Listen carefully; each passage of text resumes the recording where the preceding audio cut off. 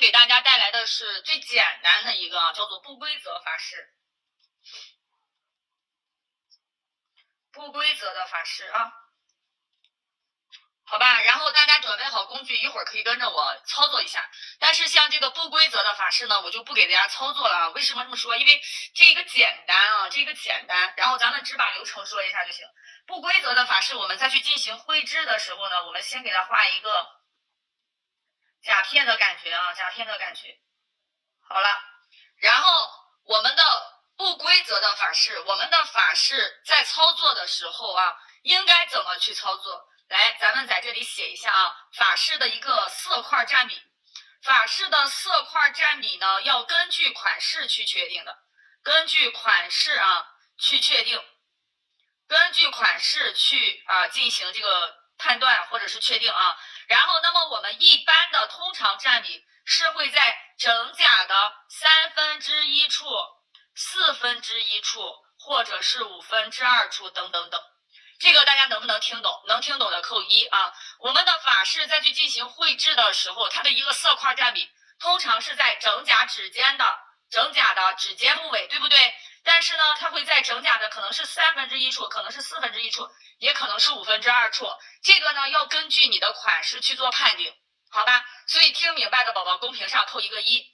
然后呢，不规则的法式相对于来说简单一点啊。不规则的法式，我们在操作的时候怎么操作？我直接把操作告诉大家啊。一般咱们画法式的话呢，都是会画这种白色的打底儿，对吧？白色的底儿。所以说，我们第一步可以先用彩绘胶，把边缘的边画出来啊，把边缘的边儿给它画出来。然后第二步再进行涂色啊，好了，那比如说我们有一个甲片啊，我们想画一个不规则的法式。那什么是不规则的法式呢？来给大家看一下啊，像这种它就属于不规则的法式，理解吧啊？我们的这个线条呢是可以画小爱心的，或者是画波浪线都行，这个就叫做不规则的法式。所以说我们先去确定什么？先去确定占比，然后再去画这样子的线条，然后我们的指尖位置去进行涂色，明白不明白？听懂的扣懂啊，听懂的扣懂。然后我们呢，先用拉线笔蘸取彩绘胶画一个这样子的纹路，然后我们的指尖位置去进行涂色就好了。这就是一个不规则的法式的操作，听懂的扣懂。听懂的扣懂啊，这个会在以后做款式的时候大家都能用得到啊，大家都能用得到。然后接下来我来说一说第二个也是比较简单的。第二个比较简单呢，叫做平发式。平发式的绘制，这个我要着重的讲一讲啊。所以第一个大家听明白的打懂，然后我们再来讲第二个，好吧？老师调下高清吧，有点模糊，好嘞。抱歉。现在好些了吧？现在那边好些了吗？来，接下来来讲平发式啊。我同样的也是给大家去画一个这样子的指尖位置啊。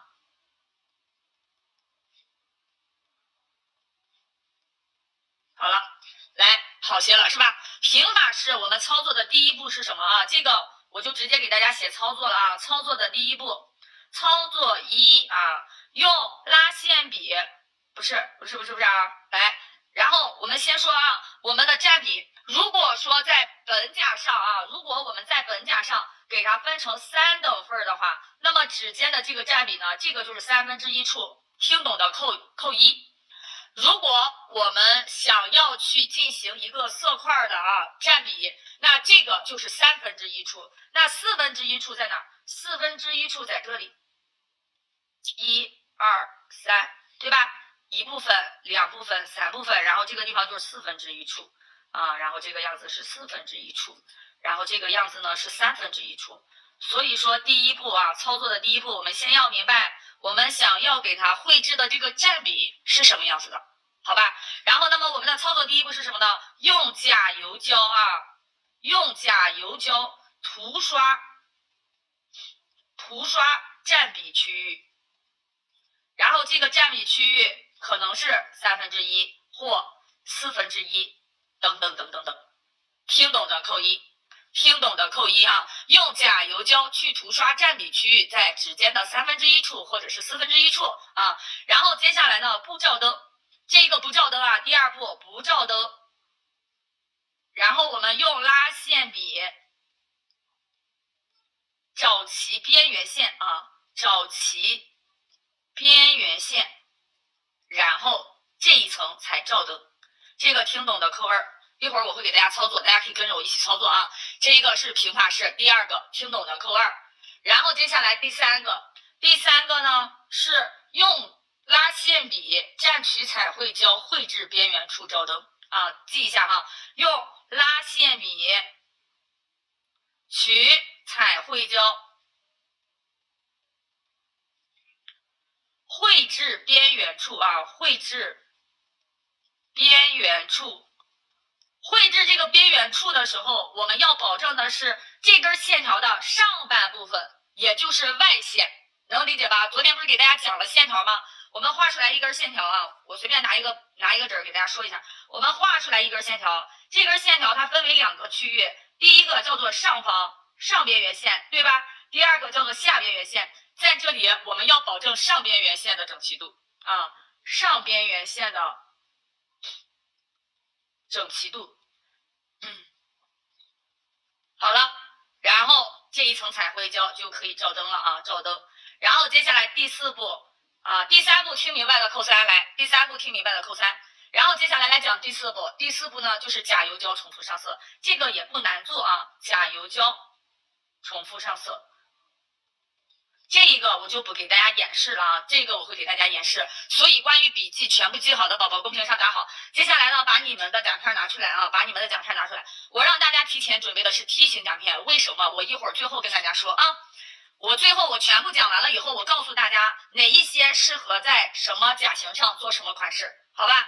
哪一些适合在什么甲型上做什么款啊？好了，我们准备的是这个打板甲片啊，打板甲片。然后呢，先去把打板甲片的指尖多余的这个毛刺毛边稍微的给它修一下啊，修一下。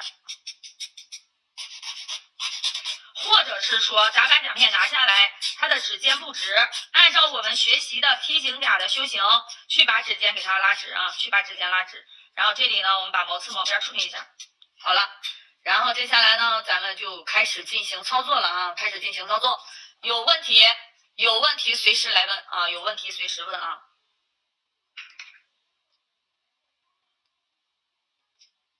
好了，为了方便于大家看，或者是大家为了能够更好的绘制，我们呢接下来在甲面上涂一层透白色或者是底胶，好吧？我呢就给大家涂透白色了啊。为了方便大家看，为了大家能够更好的去进行一个绘制，所以我们在调色，在这个甲面上啊，涂上我们的透白色或者是底胶啊。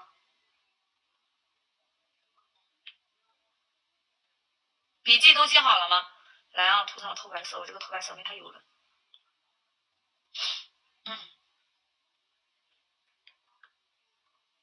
我换底胶了啊，透白色我涂不出来。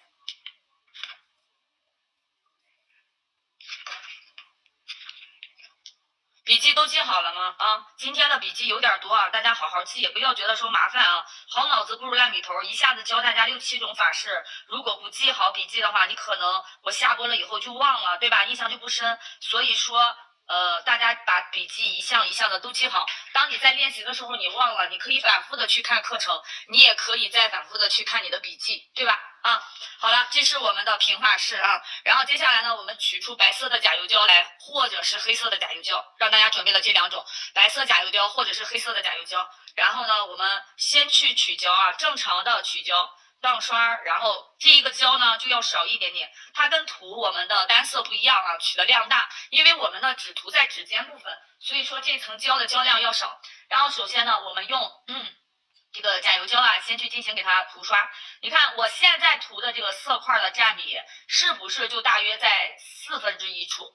我现在老师看看平法式的笔记，这个就是啊，这个就是第一步啊，你直接记就行了。第一步用甲油胶涂刷整个占比区域，这就是第一步。我现在涂刷的区域呢，大约在1/4处啊。然后呢，这个1/3处呢，我就要往上再走一走，这个就是1/3处。这个看明白了吗？啊，然后这个就是1/3处啊，大约的位置。好了，用甲油胶涂刷整个占比区域，这个占比的区域是灵活的，理解不理解？这个占比的区域是灵活的啊，你也可以涂一半，你也可以涂的再往上一点，都没有问题。这个占比的区域是灵活的啊，根据款式去决定的啊。然后我们尽量的把它的边缘线给它涂齐。好了，这个能跟得上的打跟得上啊，不需要照灯啊，我们把它放到旁边，不需要照灯。然后接下来呢，我们拿出来拉线笔，用笔之前先洗笔啊，用笔之前先洗笔，把拉线笔的笔尖你看给它洗散开来啊。好了，然后接下来呢，用清洁棉片，干的清洁棉片，把拉线笔上多余的起笔水给它擦掉。好，然后这一个没有照灯，对吧？接下来第二步不照灯，用拉线笔找齐边缘线再照灯。第二步是不照灯啊，用拉线笔找齐边缘线。所以说，为什么呀？因为甲油胶它有流平性，那么它有流平性的话，我们如果不用拉线笔去给它找一找，它的这个边缘也不好看，也不精致，对吧？所以说我们现在呢就要用拉线笔一点一点的去把它的边缘线找齐。那如果有的宝宝说，老师我那个手肘啊这个地方我找不齐，很正常啊，很正常，甲油胶很正常啊，找不齐。好了，大体给它找齐就行了啊。好了，第一、第二步跟得上吗？能不能跟得上？现在大家在操作的时候能不能跟得上？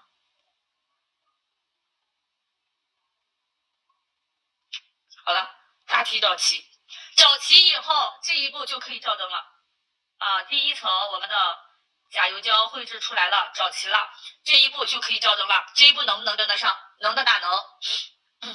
这个不难啊，这个不难。然后接下来我去照灯啊，大家做好了，大家也可以照啊。然后我们拿出来调色纸，或者是拿出来你们的这个调色盘啊。然后我们要用到的是白色彩绘胶啊，用拉线笔取出来一点点的白色彩绘胶，然后在我们的调色纸上拖拉笔尖。接下来第三步是什么？用拉线笔取彩绘胶绘制线条的边缘处，让上方啊，让外侧的线条要整齐。所以说在这里我们要用拉线笔再次的去把这个边缘去进行一个整齐的绘制。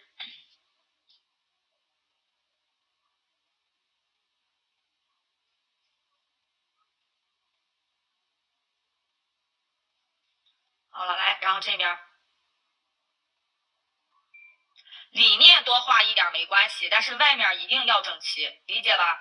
你看昨天刚讲的线条，今天就能用得上啊。里面多画一点没关系，但是外面一定要给它整齐的啊。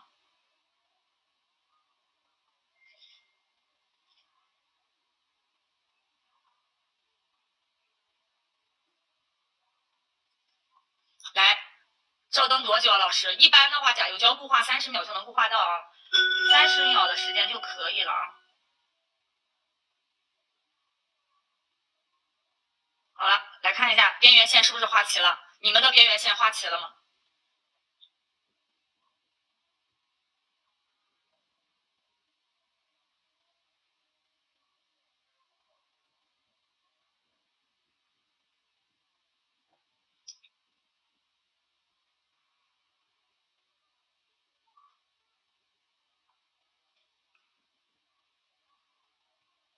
好了，然后我们把边缘线绘制出来之后呢，就去照灯啊，这个就去照灯，照30秒就可以啊，照30秒就可以。好了，这个照完灯以后呢，我们的第4步是什么？甲油胶重复上色。在这里甲油胶重复上色的时候，要记住一个点，记住什么？不要超过外边缘线，因为你刚把外边线画齐，对吧？所以说这里不超过外边缘线啊，外边缘线就是不要超过边缘线的上方，好吧？老师这个拉线笔有手法吗？昨天有讲到手法，你只要把它的上边缘线画齐就行了啊，画齐就行了啊，没有什么很多注意的手法啊。这个来，接下来呢，我们来看啊，接下来来看第4步重复上色。重复上色是为了让指尖的饱和度更加的高一些，理解了吧？重复上色是为了让我们的这个饱和度更高一些啊。不要超过外边缘线，就是我们再去推这个甲油胶的时候，快要到边缘线你就停下，不要再往前推了啊，不要再往上去推了，然后让我们的颜色更饱和一些就行了。好了，重复上色 ，OK，然后接下来这个就照灯去啊。最后一步，最后第5步加固，第6步封层。平法式学会的打学会啊。第4步是重复上色，第5步加固，第6步封层啊。这个地方给大家写，大家也写上吧啊。第6步封层啊。绘制完彩绘以后都要上一层加固的，加固是为了抚平笔触，然后增强我们甲面的一个耐磨性啊。它这个不叫做后建构啊，它就是为了去保护我们的款式，保护我们的这个指甲的一个，让我们的指甲的厚度啊增加一点啊，为了是增强它的耐磨性。好了，平法式学会的打学会啊，然后接下来呢，这个就加固封层了啊。平法式不难啊，平法式不难，然后属于一个款式里面其中的一种啊。它可以搭配好多的款式的。今天得讲7、8个法式啊，所以说大家能跟得上的呢，就给我一个回应，然后呢，我就给大家去讲下一个啊。好了，照灯啊，这是加固，最后封层啊。好了，接下来它再照着灯呢，我们也不耽误时间了，我们来讲一讲第3个，这个是主要的了啊。从第3个开始，下面的都比较主要啊。好了，来第3个啊，我们来讲一讲微法式。我从简单到难去给大家讲啊，微法式。然后呢，我们来画一个平面图啊，指甲的平面图。好了，再去讲法式的时候，我来说一下啊。再去讲法式的时候，我来说一下啊。指根为高，指根为高，指尖为低啊。指根是高的啊，指尖是低处。这个大家听懂的打懂。指尖为低，指根为高，后缘为高点，指尖处为低点，听懂的打懂。那么我们再去画微法式的时候，首先我们就要先给它找到中心线啊，在顾客的本甲上我们也要找到中心线，然后在甲片上我们也要找到中心线，这个是中心线啊，这个是中心线。好了，然后我们来进行的操作第1步啊，操作1啊，先确定指尖中心线低点位置，先确定指尖中心线的低点位置啊，低点位置。那它的低点位置在哪儿呢？来看，我们已经找到中心线了，对吧？所以它的低点位置在这儿，没有问题的扣1啊。然后第2个步骤。再确定平行的高点位置，再确定平行的高点位置。那么在这里，我们就给它分成了一个大微和小微。大微和小微，如果是大微的话，平行的高点位置会略微的高一些。平行的高点位置啊，平行的高点位置会略微的高一些，要略高一些。来看，那如果说我要画大微的话，平行的高点位置就要高一些啊。那么如果是小微的话呢，平行的高点位置一定是平行了，高点位置要怎么样？略低一些啊，略低一些。好了，来看，那么如果它是小微的话，那我的平行的高点位置就会略低一些。这个地方是高点，对吧？这个是大微的高点，这个叫做小微的高点。第2点看懂的扣2啊，第2点看懂的扣2。大微的高点在这儿，小微的高点在这儿啊，这是第2步。然后第3步是什么呢？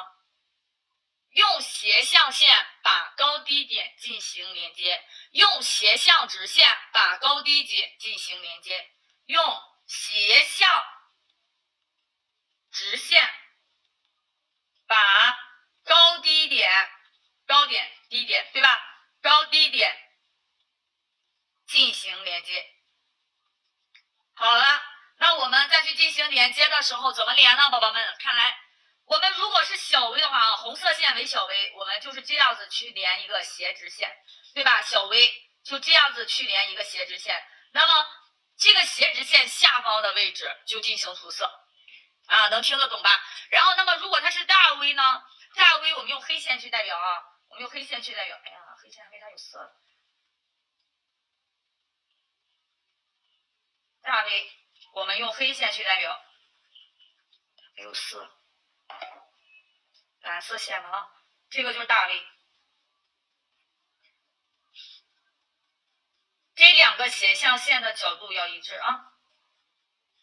来，好了，进行连接，然后两根斜向线角度要一致啊，斜向线角度一致。好，关于大 V 和小 V 听懂的打懂，关于大 V 和小 V 全部听懂的打懂啊，全部听懂的打懂。然后接下来我们来讲讲第四点了。第4点就是涂色。那么在去进行涂色的时候，我们可以第4步啊，涂色。涂色分成2步去做啊。在这里我把涂色讲完了，后续的我就不讲了，大家自己去把笔记做补充，好吗？听明白了吗？啊，现在我就不多讲了啊，我多演示一个是一个。所以说涂色，我们第1步我让大家准备了雏菊笔，对不对？先用雏菊笔薄涂一层彩绘胶，薄涂一层彩绘胶，然后涂完这层彩绘胶以后照灯啊，照灯了。然后接下来第2步，用拉线笔蘸取甲油胶重复上色。我一会儿给大家做啊，用拉线笔取甲油胶重复上色。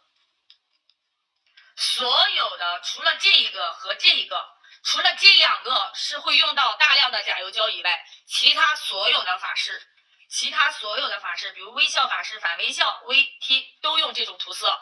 听明白的打明白，听明白的打明白啊！除了我们的平法式和不规则的法式、微法式，我们都用这个涂色方式去进行涂色。听明白的打明白。然后接下来我就来给大家去进行演示了啊！我们来演示一下微法式怎么做。然后刚才的这个呢，我就给它上色了啊，上那个封层了。学法式最主要学的是什么？最主要学的就是如何去把边缘线绘制好，如何去涂好颜色啊，这个颜色如何涂的均匀，如何不涂的一边多一边少，如何不让它溢胶，这个就是法式的一个点啊，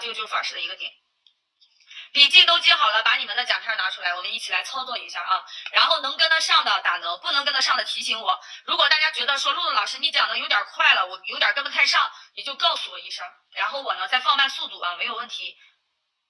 咱们尽量的呢就是不多说别的废话，然后呢把这个课程啊连贯性的给大家讲下来啊，大家能多学一个法式边就学一个法式边，对吧？好了，来，然后呢我们上我们的甲片啊。也是同样的，在操作之前把这个毛刺毛边给它处理掉。如果你交作业的时候有毛刺毛边，我会判你不合格的啊。好了，来，然后接下来呢，咱们擦一擦它啊，擦一擦。这一层上底胶或者是上透色甲油胶都行啊。为什么？因为如果你不上这层胶的话，甲面会可能打滑。所以说呢，我们在这一层上一层底胶，或者是白色的透白色的甲油胶都可以的。我这个用黑色给大家做的啊，白色可能看不太清。好了，接下来就照灯去。用白的，白的可能也显色一点，用白的啊。好了，来，然后把拉线笔拿出来，把你的调色盘拿出来啊，把你的调色纸拿出来，拉线笔拿出来，取上白色的彩绘胶啊，多取一点这次。好了。哎，我们的准备工作就完成了啊！首先第一步是什么？先确定中心线的低点位置，对不对？啊，这个能不能跟得上？先确定中心线的低点位置，然后我们再确定，如果画小 V 的话，平行的高点位置在这儿。如果画小 V 的话啊，这个有没有要求我要画到哪儿？没有要求，随意。明白吧？没有要求，随意啊。然后如果是大 V 的话呢，高点的位置要略微的高一些 ，OK 不？然后接下来这就是第一步，第二步，第一步先确定中心线低点位置，第二步确定高点位置，1、2都出来了。然后接下来第3步呢，是用低点位置向高点位置做一个斜向直线的连接。你看用到了咱们的线条绘制了吧？用没用到咱们的线条绘制啊？然后来由低点位置向高点位置进行一个斜向直线的连接。这个就是小 V， 小 V 看明白的扣1，这个就是小 V 啊，小 V 看明白的扣1。然后接下来大 V， 大 V 的话呢，也是有低点位置向高点位置去进行一个斜向直线的连接，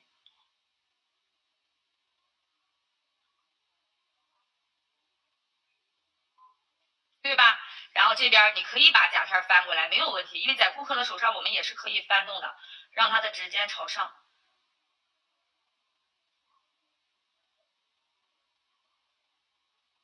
好了，去进行连接，然后我们正面去观察两侧的这个角度是不是一致的，这个就是大 V。大 V 的参照线看明白了吗？好，然后不需要照灯啊，接下来不需要照灯，然后我们来进行第4步的涂色。第4步的涂色，先用雏菊笔蘸取彩绘胶薄涂一层，然后再用我们的这个甲油胶进行重复上色啊。所以说我们洗一洗笔，擦一擦笔，雏菊笔，然后去进行涂色。那么雏菊笔在涂色之前咋涂？看啊，先去运笔，把笔尖内全部的蘸上彩绘胶，蘸上彩绘胶来回去运笔了之后，我们的笔尖高点咋找不出来呢？高点咋找不出来？就是平行的高点位置随意定就行了。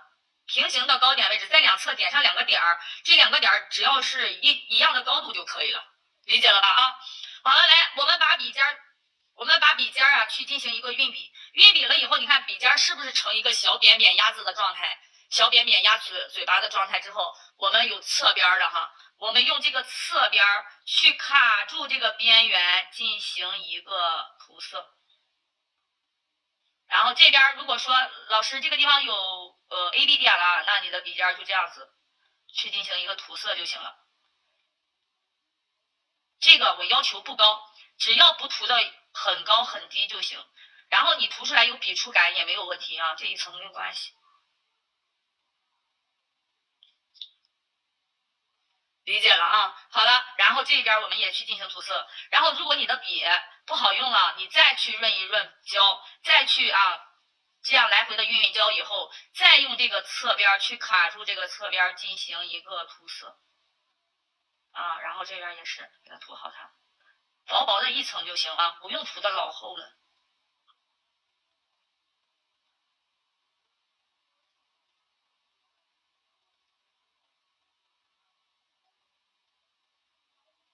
好了，V 出来了吧？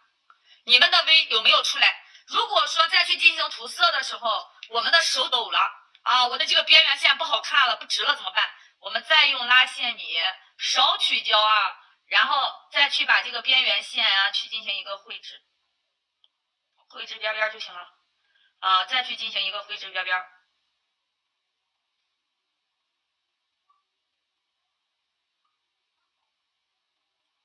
你看，现在我们就调整好了，调整好边缘了以后就可以照灯了。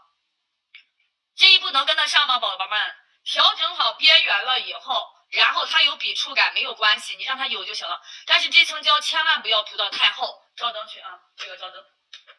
好，然后它在照灯的同时，我们就在调色盘上准备一个白色的甲油胶。你用的什么色你就用什么色啊，你用的是黑你就放黑色，你用的是白你就放白色啊，红色。好了，然后我们放上甲油胶了以后，我们把拉线笔擦出来。就在照灯的同时，2条线是用彩绘胶，当然是彩绘胶了。第一层都是彩绘胶，线条也是彩绘胶。我只有在进行2次叠加色彩的时候，我才用的甲油胶，理解了吧？来看，然后接下来我们这一层照完灯了，我们接着用拉线笔去取彩绘胶，甲油胶进行2次上色。你看看这个甲油胶在我的甲面上色块处它听话不听话？我滑到哪儿它流到哪儿，有没有发现？你们自己试一试，原来甲油胶可能流动性挺快的，但是你上了一层彩绘，再上一层甲油，然后你发现没发现你的甲油浇在甲面上可听话了，涂色也均匀也饱满也精致了。这个取胶量不要特别大，在去涂刷边缘的时候要注意，不要超过边缘线啊，因为你好不容易把边缘线画好的，然后你在涂色的时候再涂的超过了边缘线，它就会精致了，理解了吧？然后这个去进行涂色，你们试一试这个方式，是不是会让你画法式更简单，会让你涂法式更简单啊？只有这一层是加油胶，其他的都是彩绘。因为我说了，我昨天就说了，我们来绘制彩绘的时候都要用甲油胶，你只要听到彩绘，都要用到彩绘胶，你只要听到彩绘2个字，基本上不用想，就是用彩绘胶去做就行了。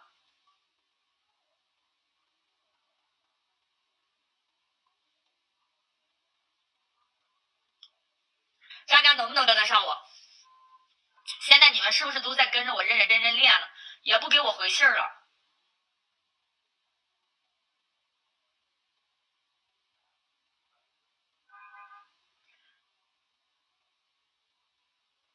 我尽量慢点啊。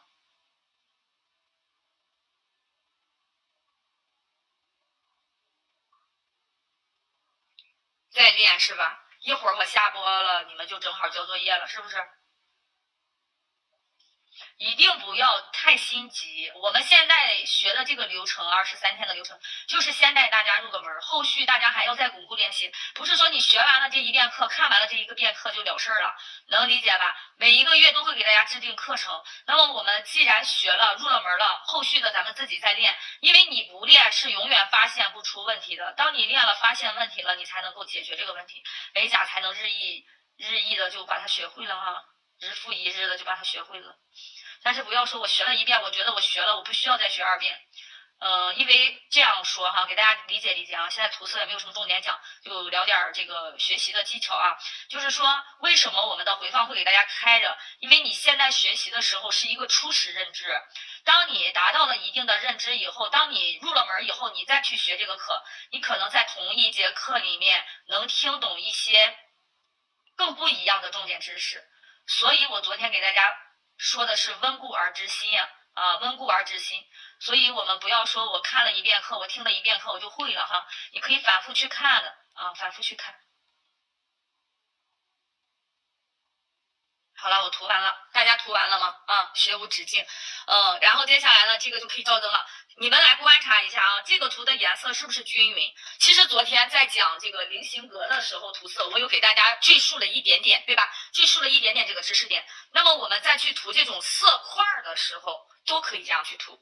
啊，都可以这样去涂啊，就是咱们所有的小群子啊，咱们所有的学习的小组里面，我想表扬一个组啊，就是我们的5组学员，5组学员从一开始啊报课进到组里学习到现在，整个组的学习氛围活跃性都很高。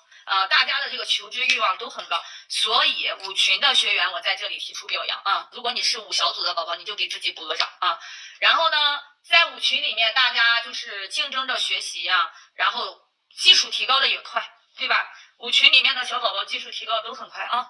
好了，来，然后接下来呢就是干嘛呀？加固和封层了啊！这个我就不给大家记了啊，你们自己想明白，加固和封层就 OK 了。然后这个呢，我们照完灯了以后就加固，最后封层，自己给自己的笔记本补充上啊，我这个就不用补充了。我再说一点啊，绘制完彩绘以后都要上加固的。为什么在这里要上加固？因为你下面的这个层数和这个彩绘胶还有甲油胶的层数它有分离了，对吧？彩绘胶色块的这一块肯定会比整个甲面的那一块要高，所以说在这里要用加固去找平甲面，听明白了吗？啊？加固封层不写了，自己补充在笔记上，就这4个字啊。好了，这个照灯去啊。为什么我涂的所有法式指尖都很厚？但是你看看我这个方式涂的是不是就不厚了？这个需要包个边边啊，把边稍微的溜一下就行啊。这个你看我这个方式它还厚吗？它就不厚了。所以我让大家学习的就是我的一个技巧啊，我的一个技巧。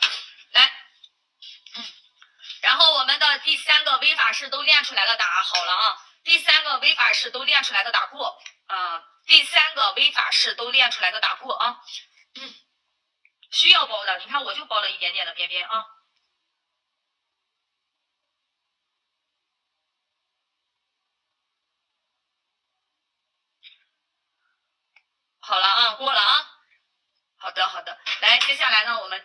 四个啊，第四个我们讲的是什么呢？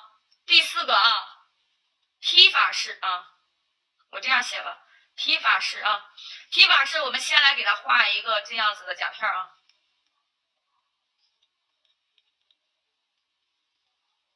好吧，就是涂的不齐，等会儿再练习涂色啊，等会儿再练习涂色。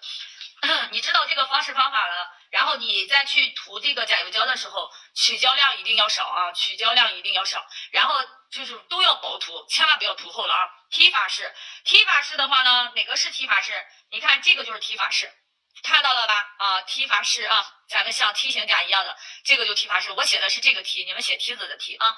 然后踢法式呢，我们首先第一步是什么？首先第一步是这个放在这儿，这个我给大家贴上了，放在这儿啊。然后这个放在这儿啊，这是违法式，你们照着看一下啊。好了，来踢法式，踢法式首先的第一步啊，来再说一遍啊，指根为高啊，指根为高，指尖为低，对吧？指尖为低啊。好了，来，那么第一步是什么？先确定中心线低点位置，听懂了啊？先确定中心线的低点位置。好了，来看啊，先确定中心线的低点位置。那我们的中心线在哪儿呀？我们中心线啊，给它画出来，大题给它画一下。中心线的低点位置，我们在这儿给它定一个点，这个就叫做中心线的低点位置。能看明白的打明白啊，这个就叫做中心线低点位置啊。那么这个低点位置呢，其实就是确定了一个法式色块的占比，法式色块的占比，了解对吧？好了，然后第二步是什么？啊，也有大梯和小梯啊，这个也有大梯和小梯。那么我们第二步呢是再确定平行的高点位置，平行高点位置。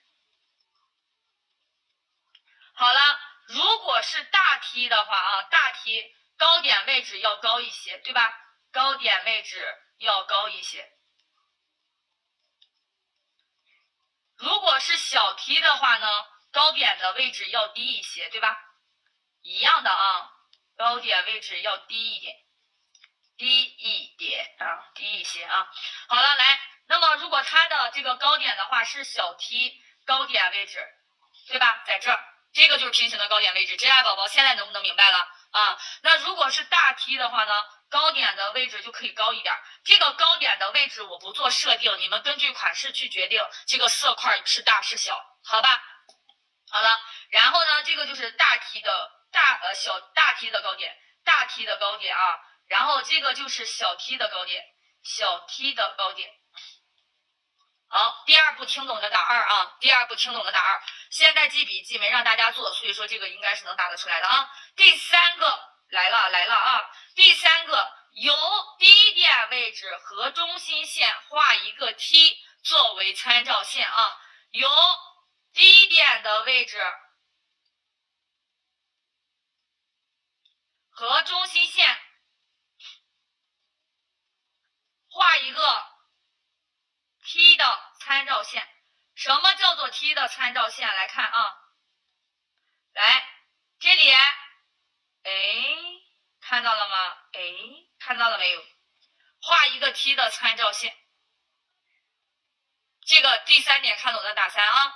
然后接下来第4点啊，我这个地方写不过来了啊。然后我们的中间线和边缘线中间取一点，中间线和边缘线中间取一点。这个点我们给它起个名字，这个点叫什么？中间点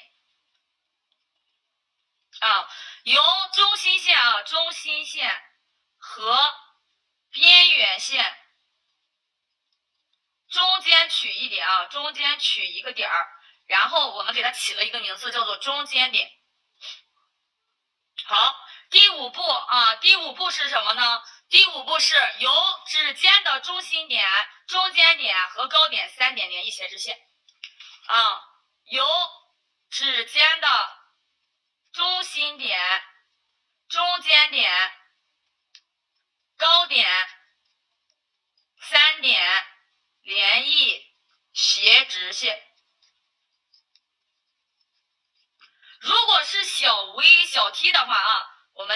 子去连。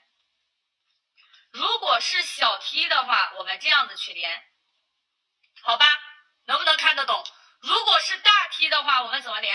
我们这样去连。当然了，在纸上你连不了那么的很明白啊，因为纸它是平的，你这根线连不了很直。但是在我们的甲面上，它就能连得很直啊。你大体的在纸上一画就行了。然后接下来第5步，第6步是什么？侧边这根线，中间这根线，这根线的内一侧进行涂色。听懂的打6啊。斜向线，然后横线斜向线的下方位置进行涂色。涂色怎么涂？按照我刚才说的去进行涂色就行了。听懂的打6啊。好了，来，然后我们接下来呢，把这个做一做。第6步、第7步、第8步，你们自己去。你看啊，第5步写到这儿了，涂色是第6步，第7步加固，第8步封层，自己写好。写好了以后告诉我写好了，我们来一起做。我这个地方啊，我就不写了，哪个地方没看到？我就写到第5步，第6步涂色，这是第6步，涂色搬过来，第7步加固，第8步封层，自己补充，好吧？笔记，这个就是笔记。一会儿我讲那个微笑法式的时候啊，一会儿我讲微笑法式的时候，你们一那个啥，我一会儿讲微笑法式的时候，这个你记不记得啊？一会儿我讲微笑法式的时候，你们一想就想明白了啊。好了，来。然后接下来咱们来放中心了，这个能记上吧？这个大家记上了吗？就是大家你可以不用这样抄我的，你听着我的嘴巴说的内容自己去记上就行啊，那样记得快，是咱们同时进行的，不要就是等着我记完了再记，你可以听着我说的自己去记啊，边听边记快啊，边听边记快。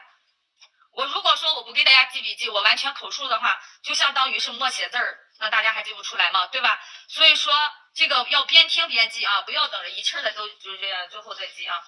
好了，来，然后接下来呢，我们同样的啊开始操作了，你们也把奖片拿出来。你看有的时候大家会说我交不上作业怎样怎样的啊，昨天那个确实难，对吧？昨天那一个就是线条确实难，那可能大家跟着我做呢，就是容易找不着感觉，画的不好。但是呢，今天这个你们就可以呢。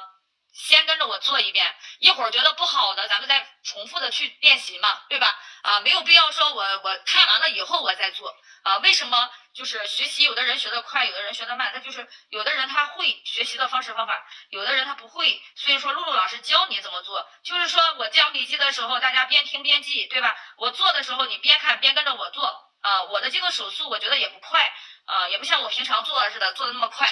所以说大家呢是能跟得上的啊，你这样子做一遍，然后你一会儿再做一遍，是不是就练习了2遍了，对吧？你现在做一遍，你一会儿做一遍，这就练习了2遍了。这个就是踢法式的这个感觉哈，这个是重点啊。我们涂色的那些呢，你这个学会了，这些就是一样的啊，一样的。好了，来慢点啊，我们现在开始了啊。这个如果说跟不上的宝宝，如果觉得特别的快啊，你操作的特别的慢。再等会儿去重播看这个课啊，再等会儿重播去看这个课。好了，来，然后我们先去确定中心线的低点位置，有没有问题？然后再去确定平行的高点位置，我画2个高点哈，然后大梯和小梯都在这儿了哈。然后接下来呢，我们再去画2个高位的参照高点啊，高位的参照高点。然后你像这两个小白点儿就是小的梯形，然后这2个呢就是大的梯，理解的打理解啊。这2个是小的啊，这2个是大的，但是中心线的这个低点位置都是一致的啊，中心线低点位置都一致。如果说你只是画个小边边的话，那你的中心线低点低的再低一点呗，对吧？或者是再低，直接就这样子画2个小边边就行了啊。好了，来，然后这就是第1步和第2步嘛，对吧？第3步是什么？由中心线的低点位置和中心线画一个什么 T 的参照线？你看，我在这儿画一个 T 的参照线。这是第3步。第3步看明白了扣3。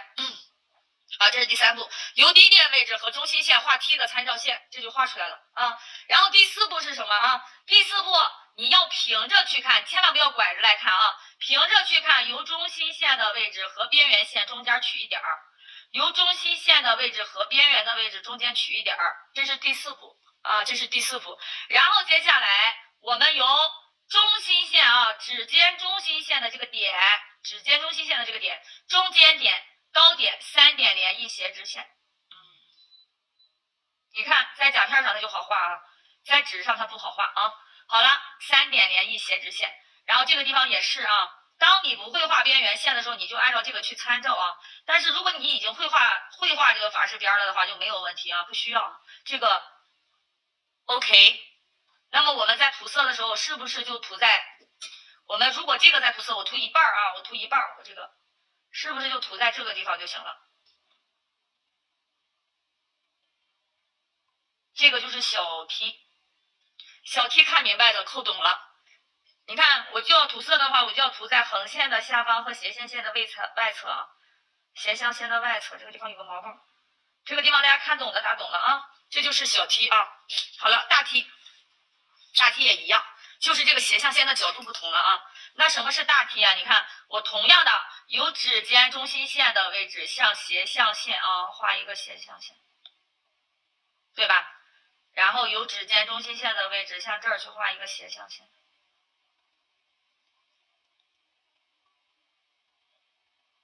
两侧斜向线的角度要一致啊。好了，那这一个我们要去涂色的时候怎么涂啊？哎，这个能跟得上吗？大 T 这个地方能不能跟得上？然后我们涂色也一样，你看我先去用雏菊笔去那个润笔，然后我就这样子给它斜过来，慢慢的，好了，然后把颜色涂匀，然后这边你可以横向的去扫嘛，对吧？这个地方有个毛毛啊，我把这个毛毛取下来。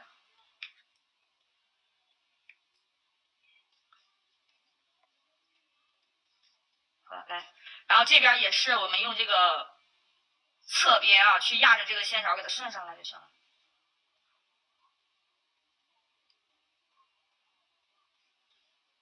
这不就是个 T 吗？懂了是吧？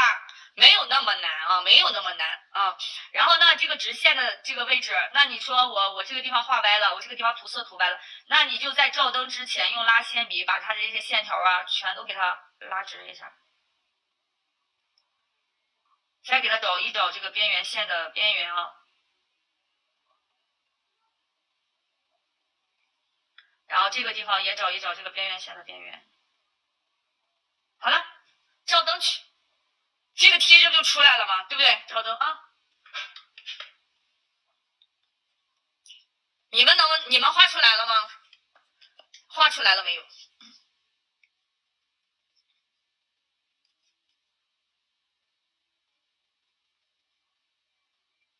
好了，把笔擦出来啊！笔随时用，随时擦。如果你觉得这个笔尖啊融合在一起不好用了啊，画了没涂完是吧？涂一涂。然后接下来呢，我们就用拉线笔蘸取甲油胶啊，然后用拉线笔取甲油胶，再去进行2次上色就行了。老师，那个 T 有鼓包的地方不好看，直线。那个 T 型甲那个老师最后一步是大 T 是连接哪个点？最后那一步大 T 是连接哪个点？就是指尖的中心点，然后中间点和高点做连接。这一个没有看明白的宝宝，你别着急，一会儿我讲那个微笑法式的时候还要讲一遍。这一个你没有看明白别着急，看明白的宝宝练，因为一会儿我讲微笑法式，我下面就讲微笑了啊，因为它是一个递进的感觉啊。讲微笑法式的时候我会再讲一遍的，好吧？它是由指尖的中心点、中间点和高点3点连一直线的，理解了吧？3点连一斜向直线的啊。然后接下来你看这个就进行2次涂色了哈，2次叠加颜色。那么我们的这个包边怎么包呢？你看就是用拉线笔把这个边顺一顺就叫包边了啊，懂了吧？这个大家学会的打学会啊，这个大家学会的打学会。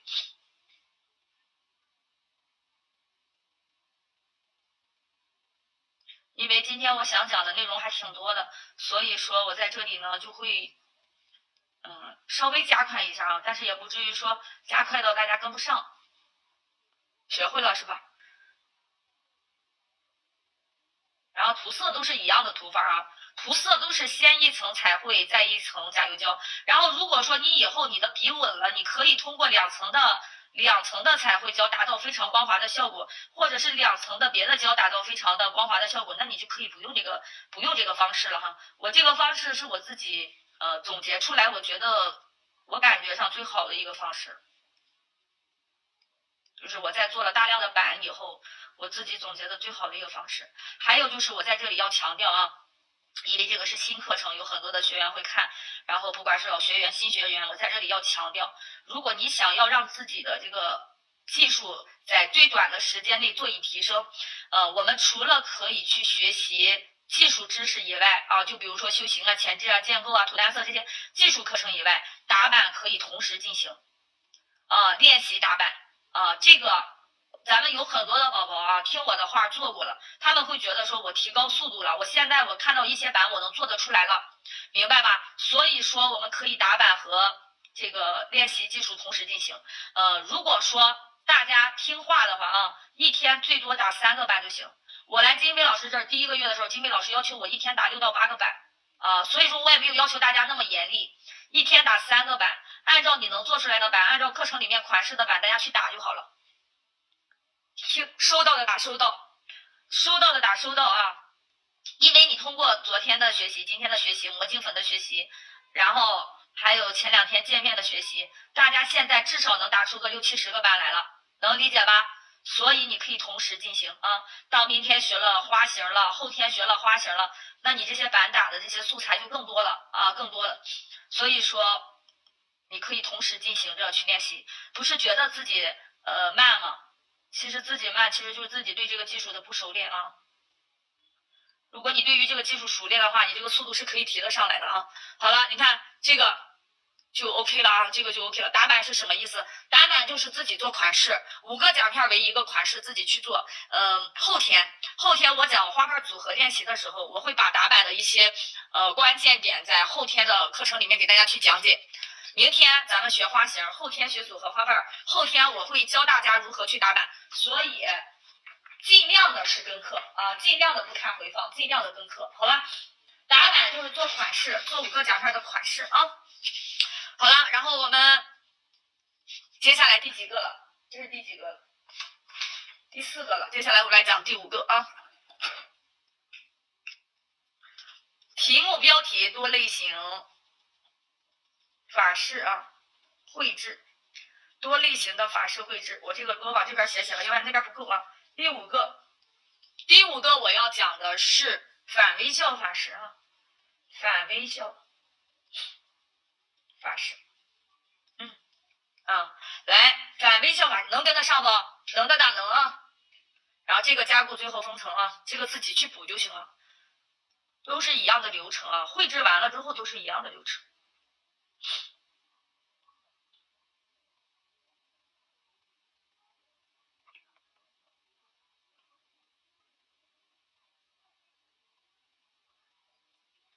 照灯能跟得上啊，好嘞，来，接下来我们的这个反微笑法式，同样的我也写给你们画出来啊，画出来。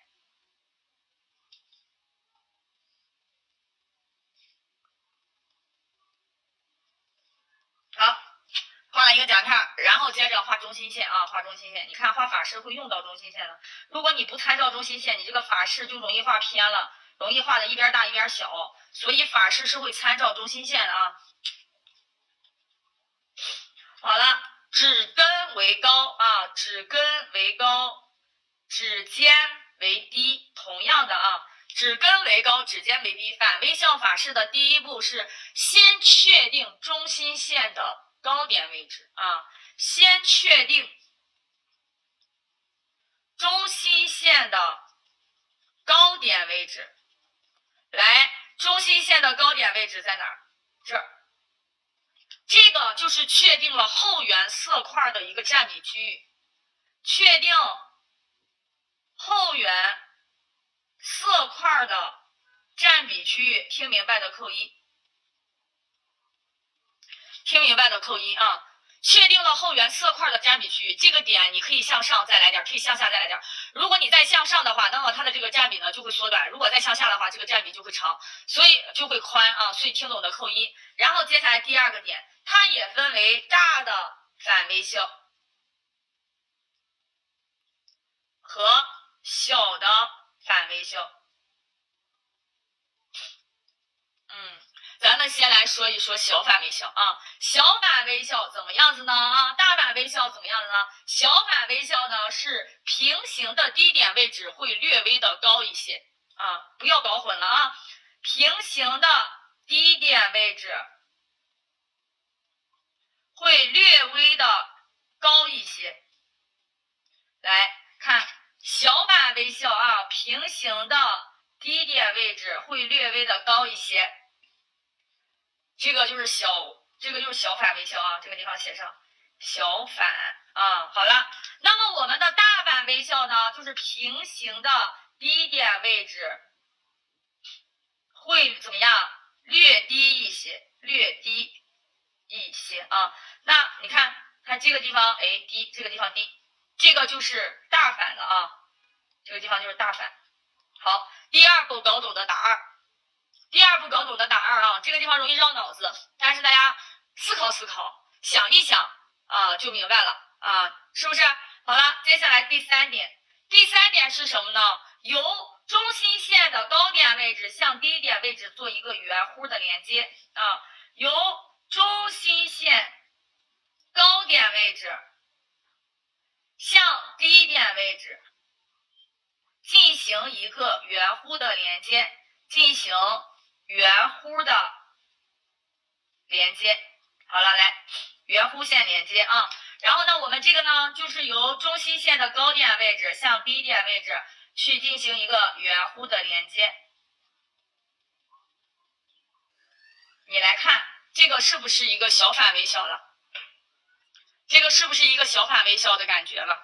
对不对？小反微笑就这么来的啊。那么如果说我们要去画大反微笑呢，那它的这个弧度呢就要去连接到我们的下方的低点位置。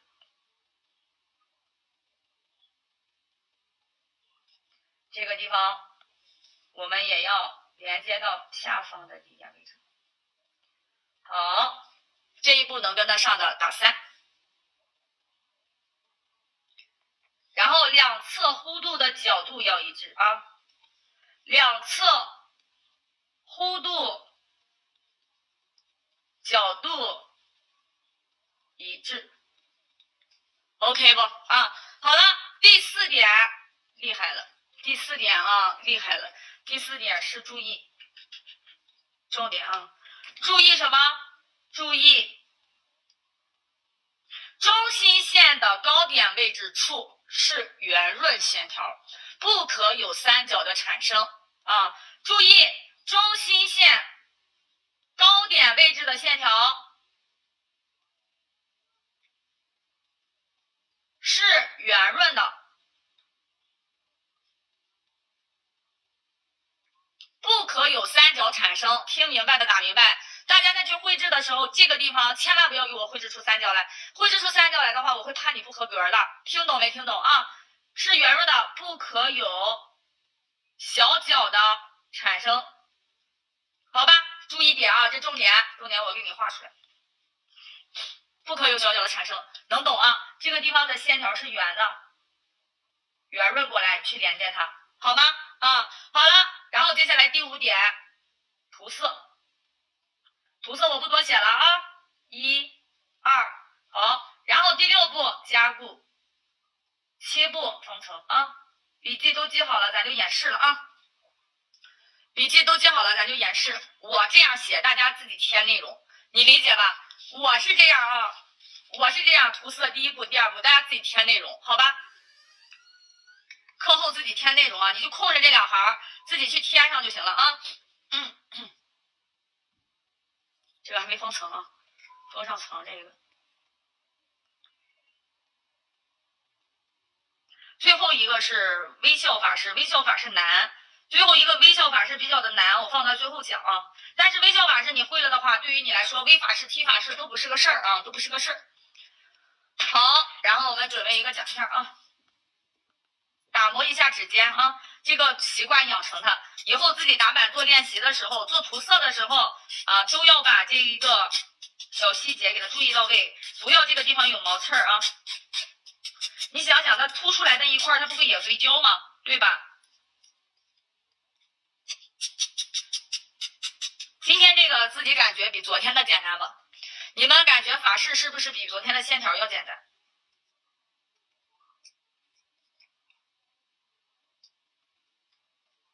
好了，来，然后接下来呢，我涂上一层底胶啊。你们感觉今天的法式比昨天的简单吗？昨天线条难为了一帮姑娘们，是不是？今天的法式给大家换一换啊，这个简单。明天讲花朵，然后说个题外话啊，我当年学花型的时候，我画的最好的就是圆形5瓣花。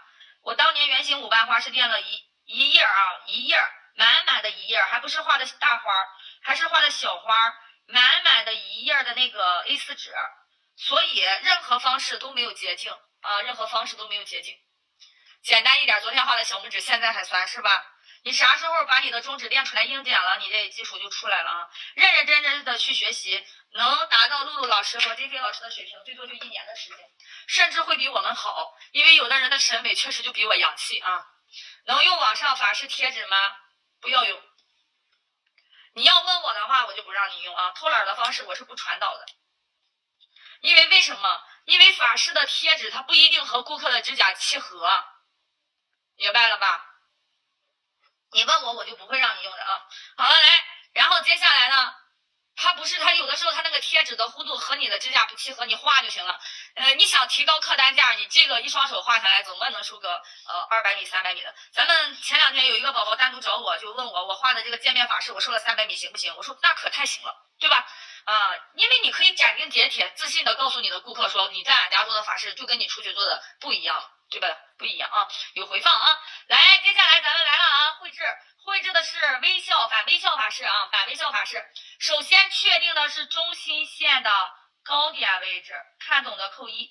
首先确定的是中心线的高点位置，这个高点位置的确定，大家画这个点不要画的这么大，我是因为我怕你们看不清，我画这个点画的大啊。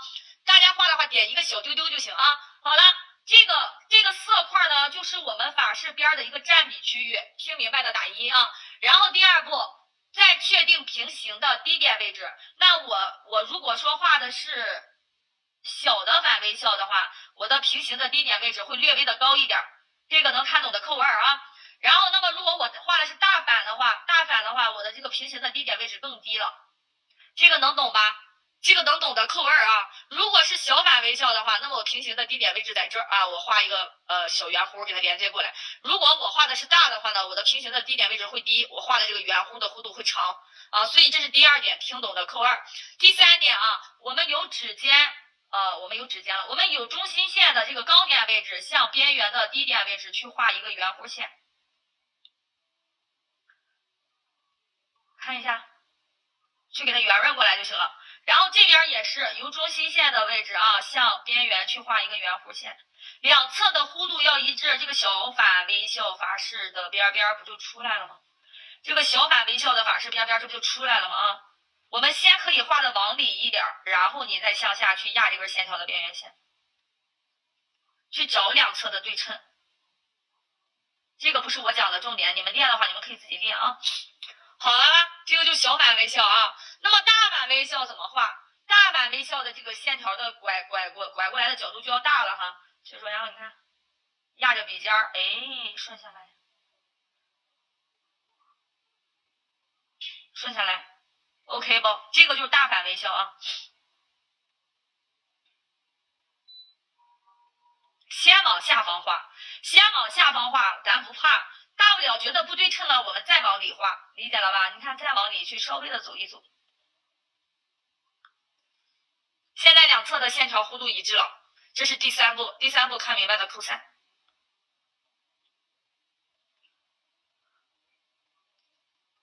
然后第4步是什么？要注意这个地方它是圆润的，千万不要有三角的产生。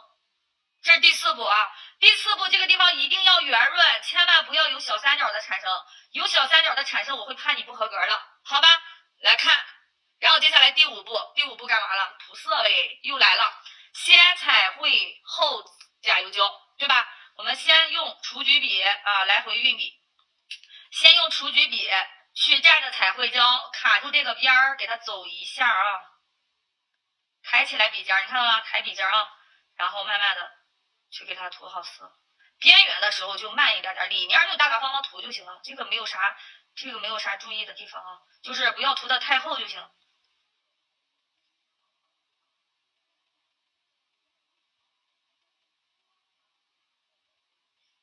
然后这个地方也是。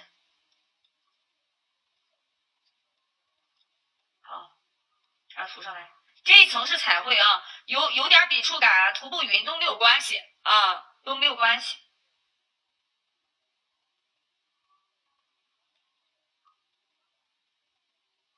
呀，出去了一点点啊，手抖了一下。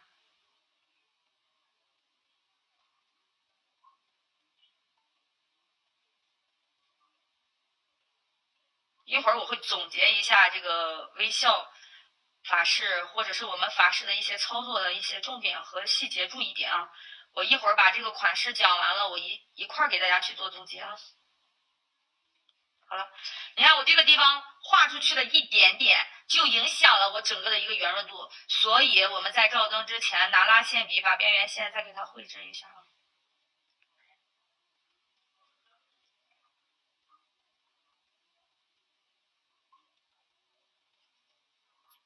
跟得上了吗？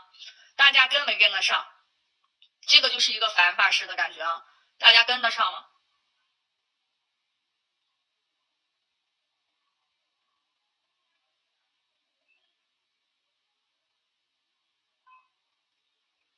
好，我又瞄了瞄啊。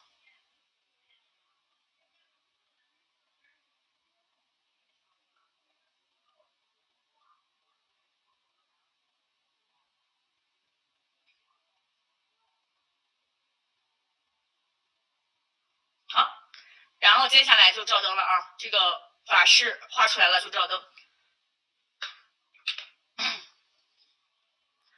然后我们就开始涂色了。涂色第二层啊，我们就要用拉线笔去涂，蘸甲油胶去涂啊。来，我们接下来呢，拉线笔蘸取甲油胶去进行二次涂色。我照的时间不长，我顶多也就照了20来秒钟啊。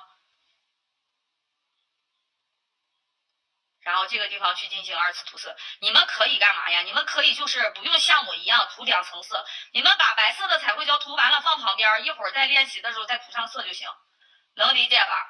就是画的慢的宝宝啊，白色涂完了那一层，白色的彩绘胶涂完的那一层放旁边，然后一会儿呢课程讲完了，你再去进行二次上色，反正这个跑不了，它的色块就在那儿，能理解吧？你看啊，我会教给你们一些便利的学习方式的啊。但如果你手速能跟得上我的手速，你和我操作的时长差不多，那咱们就正常做，然后正好下播了，然后你们也就能交作业了，对吧？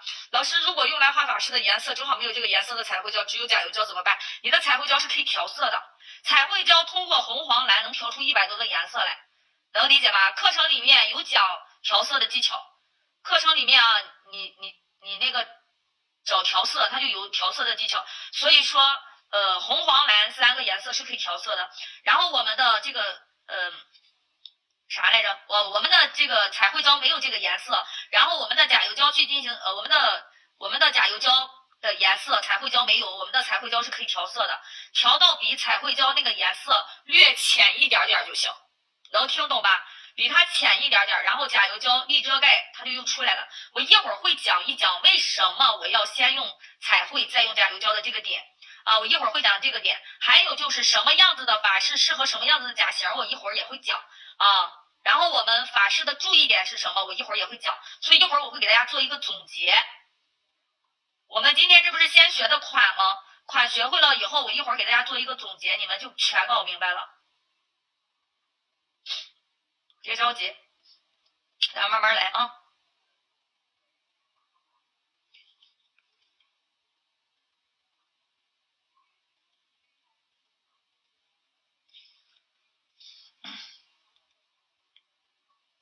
我为什么刚才啰里啰嗦的说让大家去打板做款式啊？是因为如果你的顾客提供网图来的时候，你没有做过那个款，你光自己琢磨研究的话，就太耽误时间了。不要觉得说我看到一些网图，我感觉我自己会做了，有多少的宝宝被自己的这个感觉骗过，对吧？你感觉你会做了，当顾客拿过这个图来，你就做的不好看。我的要求是我们要比原图做的还要好，要超过原作者做出来的那种质感，那你的这个手艺不就无敌了吗？对吧？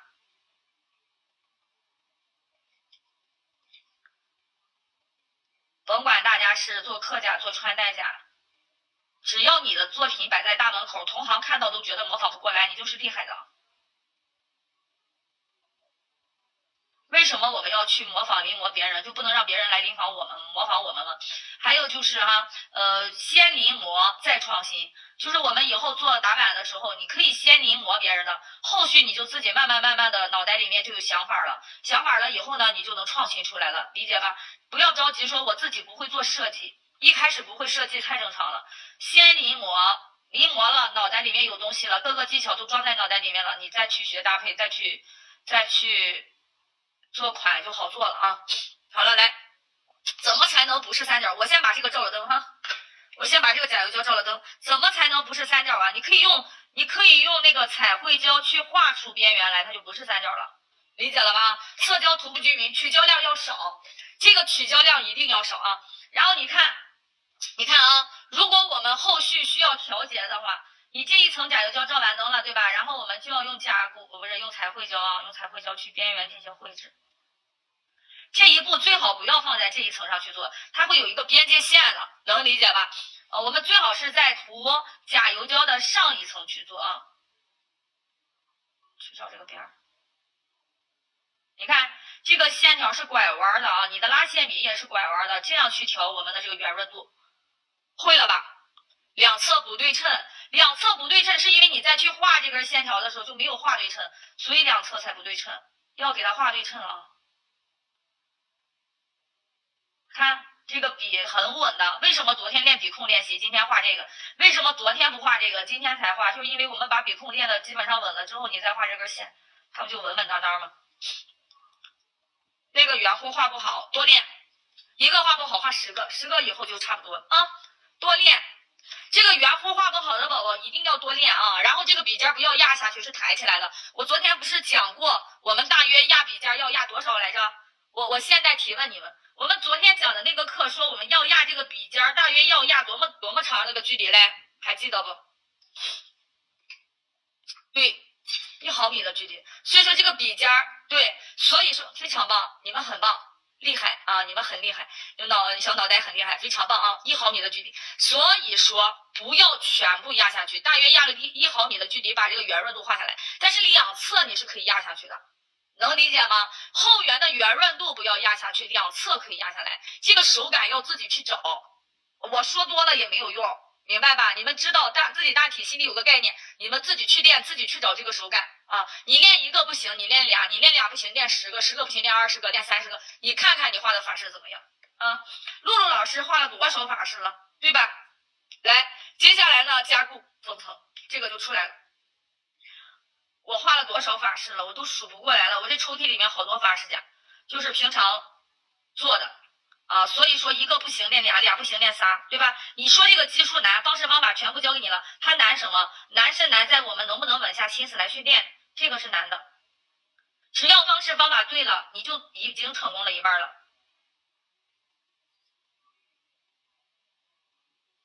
好了，这个照灯去，非常棒，大家听课都很认真啊。我现在啊，我刚才我说了，我说5群的小伙伴们啊是非常认真的，对吧？5群的小伙伴是在整个学习小组里面啊，就是最积极的。然后我也希望在7群的小伙伴们也同样积极，因为7群的小伙伴是最近2到3个月啊，就这个月啊2到3个月之内的一些新学员啊。然后我也希望你们的积极性是一直保持的啊，一直保持，就是。如果大家真的是积极性保持的特别的高啊，你想要上手做顾客，真的1个半月就可以啊，真的1个半月就可以。涂色不均匀怎么办？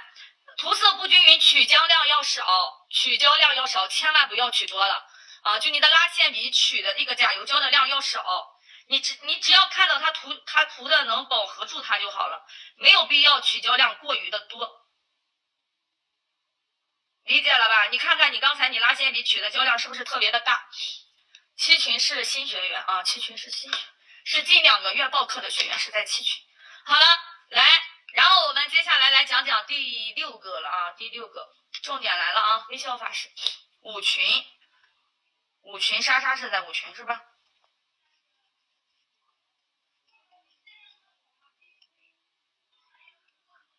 我最喜欢的群就是5群，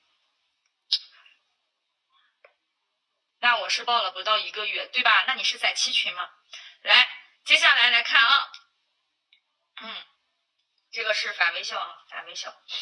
然后接下来来看啊，我们来讲一讲微笑了，微笑是最难的，我们来讲一讲微笑了啊。大家可以先不用像我一样全部涂完，你可以光涂上1层彩绘放在旁边，然后一会儿我下播了再去上第2层颜色，理解吗？如果你跟不上我的话啊，好了，来我们来讲讲微笑法式啊。今天讲的内容比昨天的要多，我们今天讲的内容比昨天的要多啊。好了，笔记本拿出来，宝宝们啊，讲微笑法式。微笑法式难啊，但是微笑法式你会画了以后，刚才的那个 T 的参照线啊 ，T 甲的这个 T 的参照线你就会了啊。然后我们先来画一个甲片啊，平面图，画大一点啊。好了，来，首先我们先找准中心线啊，先找准中心线，中心线。指根为高啊，指根为高，指尖为低啊，指尖为低。好了，我们这个和这个是相反的嘛，相反的。所以我们的第一步是什么？第一步啊，跟着节奏来，你听懂了你就扣1就行了，不用我再要了啊。第一步啊，先确定中心线的低点位置啊，低点位置。来看，先确定中心线的低点位置，中心线的低点位置在这儿啊，这是第一点。然后第二步分成了个大的微笑和小微笑，先这样写，小微笑，然后大微笑。小微笑的低点怎么去确定呢啊？平行的低点，平行的高点位置要略微的低一点啊，平行的高点位置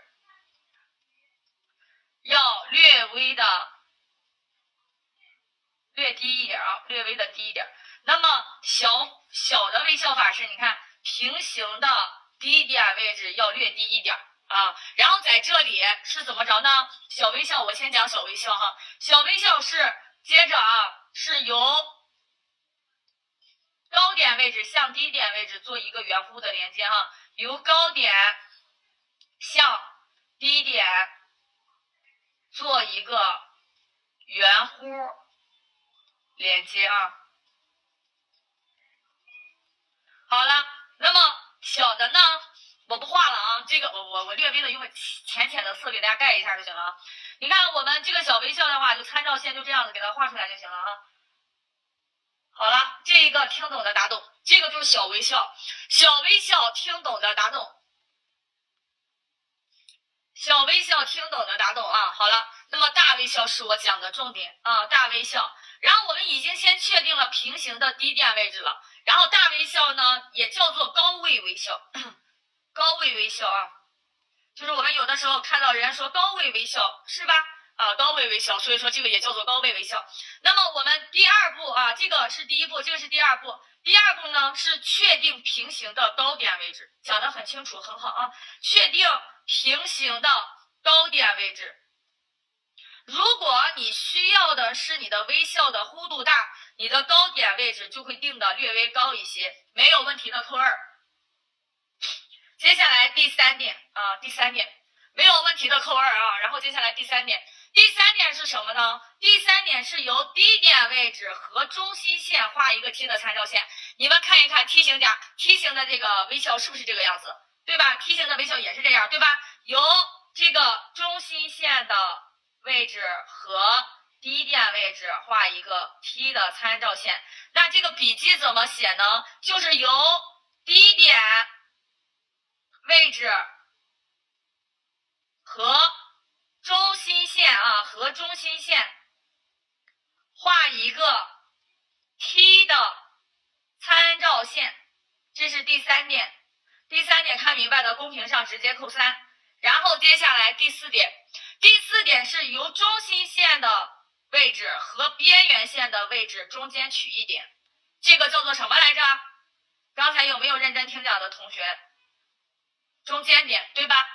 然后这个地方中间点，由中心线和边缘线中间取一点，这个点叫啥？这个点叫做中间点，很棒，叫做中间点啊。然后我们第4步就过了这是第4步。然后第5步，由指尖的中心点、中间点、高点3点连一斜直线。第5步，由指尖的中心点、中间点、高点3点连一斜直线。斜直线是重点然后有的同学说我容易画歪，为什么容易画歪？因为你这2个线条的角度不对，就容易画歪了。听懂的打懂啊。好了，来，角度大小要一致啊，角度大小一致。这个大小是说的它这个地方和边缘的一个间距的问题来，我们连一下，在纸上连它肯定不会齐的，会稍微打个呼，但是在这个甲面上就不会在指尖上连它就这样子连就行了，你们明白这个意思就行了。好了，接下来咱先不进行下一步，接下来来看你们在画 T 的法式的时候，是不是就这一块加这一块加这一块涂上色，这就是一个 T 了？是的，打是。刚才不是没有记全，或者是不懂那个 T 怎么画的吗？你们来看，现在这一个斜向线，这一根横线，再加上这一根斜向线，它出来的是不是就是 T？ 那就涂完色就行了呀，是不是？那我们再来看这2根斜向线画下来是不是 V 呀？对不对？所以说嘛，我们是由简单到难去给大家讲的然后接下来第6步重点来了第6步重点，你看我画了几颗星的重点第6步是什么？由中心线的低点位置向高点位置做一个圆弧线由中心线低点位置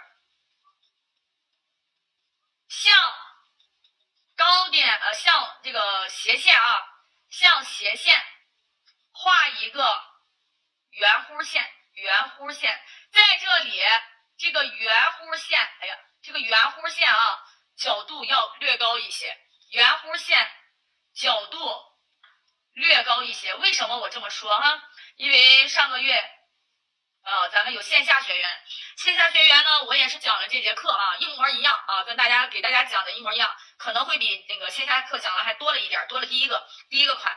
然后你看这个线下学员在画的时候，就是我看到大家画出来的微笑线显胖，明白吧？画出来微笑点显胖，就这个坡度是画的这样子的话，就会显胖。听懂的打懂。这个地方画的这个坡度平顺的话，就会显胖。然后我们想要的是修长的感觉，那我们的这个坡度呢要略高一点，你再试试，它会显胖吗？它就会很好看。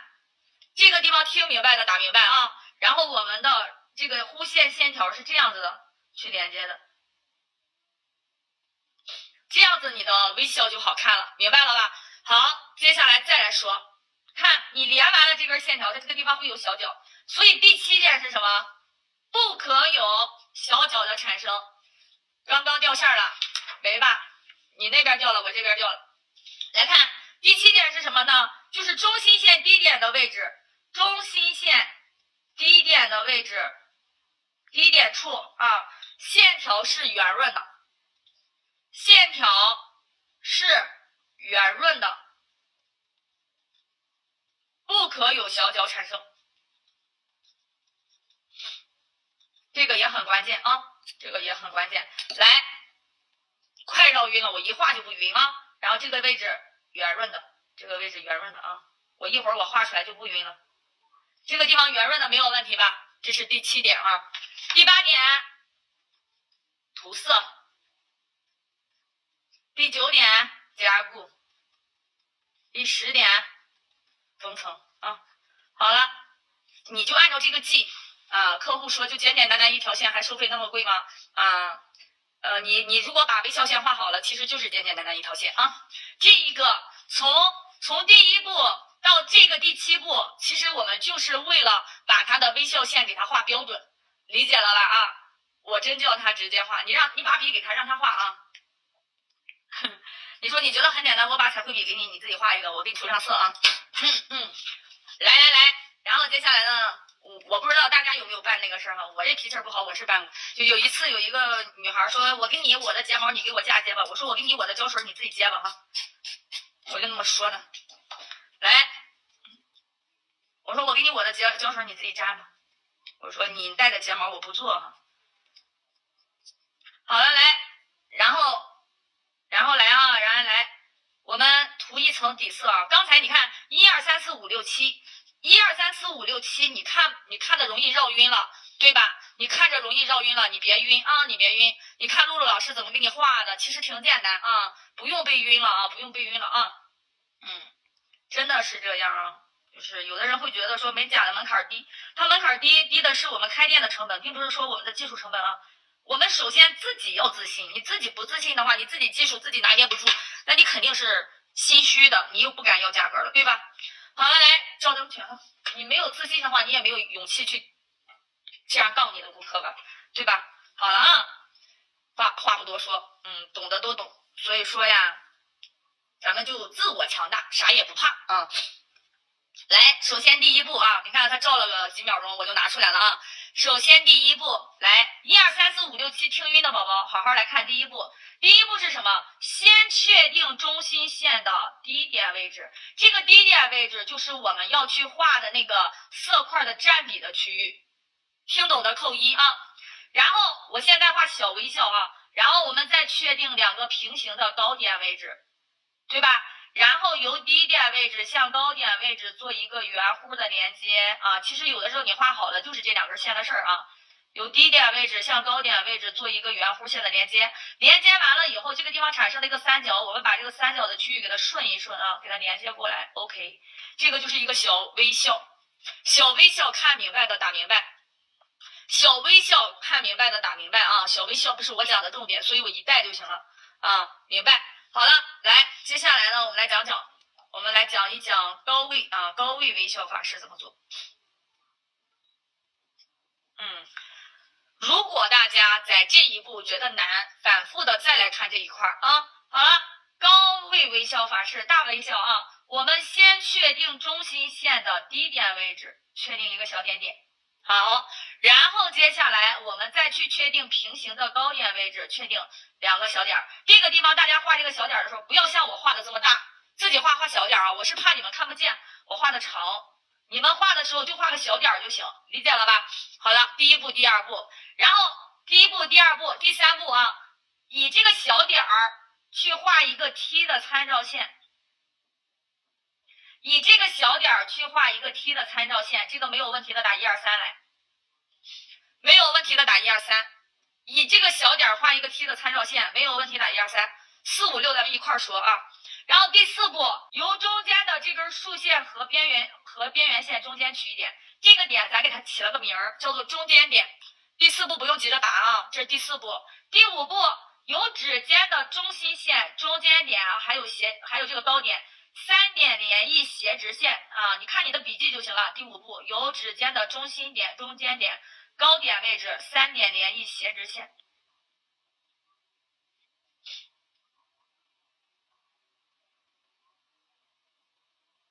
我也画斜了啊，来，因为我现在甲面是滑的，我刚才把浮胶擦掉了，甲面是滑的，所以说我也有一点点的画斜了，画斜了再顺一顺啊，然后这边也是，你看画斜了就顺一顺 ，OK 不 OK？这是4、5， 1、2、3，这是4、5，4、5看懂的把4、5打上，因为我5和6要单独说啊。然后5是什么呢？4、5打上，然后6是什么？6是我们有指尖的中心线低点位置，向这个斜向线画一个圆弧线。我刚才有强调，大家在去画的时候不要这样子去画，因为这样子画的话，你的这个微笑涂出来颜色会非常的显胖，听懂吗？那我咋画呀？你把这个角度略微的高上去那么一丢丢，也就是1到2毫米的这样高度吧，也没有特别的高，看到了吗？这样高上一丢丢去，拐弯上去，然后还可以再高一丢丢，再拐弯上去。这个地方看懂的打6，这个地方看懂的打6，然后这个地方我们也要略微高上去一点点啊，哎。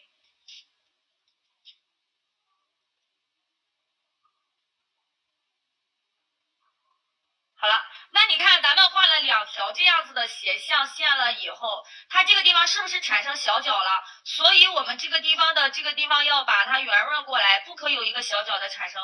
刚才宝宝不是说我不会画这个地方，你看我的这个笔在上面就是这样慢慢的去描这个边边的，描这个边缘的，看出来了吧？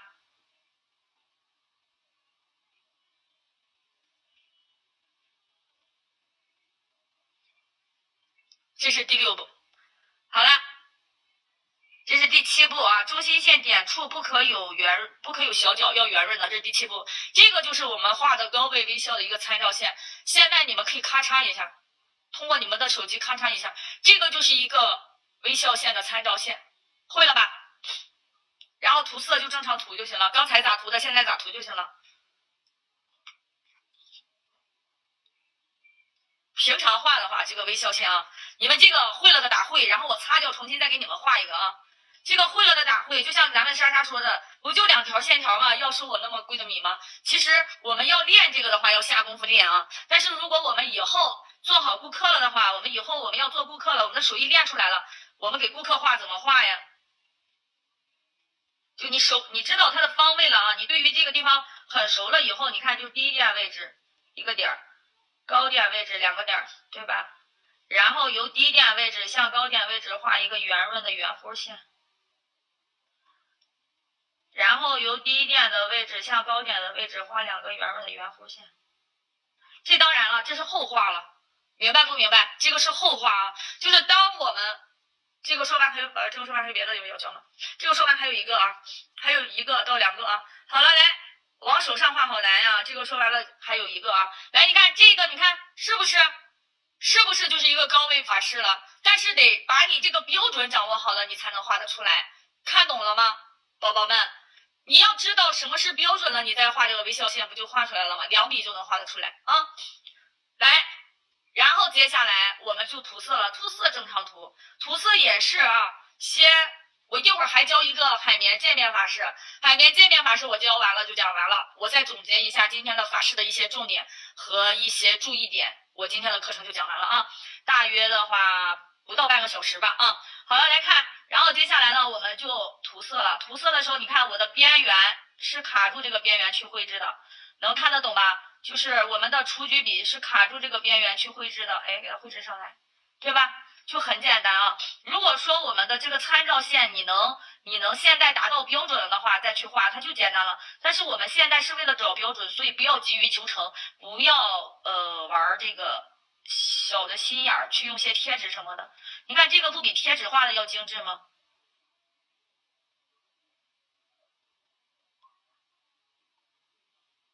那个法式贴纸咱们可以做海绵拍拍，中间镂空的那种感觉啊，用它。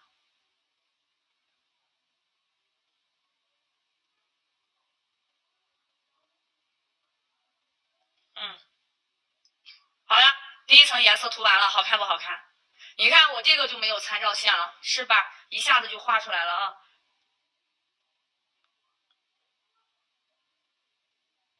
好了，然后这个就照灯去，照灯。然后最后一个我给大家演示海绵渐变法式啊，海绵的渐变法式。然后最后一个呢，我就不给大家去记笔记了，啊，我就不给大家去记笔记了，反正基础的法式这几个我都讲完了啊，都教完了。后续的渐变法式你们就可以自己做，先做渐变后做法式。然后接下来呢，我教大家用这个，我也给大家记一记吧啊，海绵渐变法式。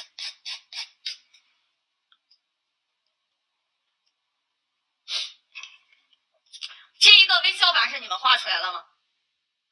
微笑法式画出来的打画出来了啊。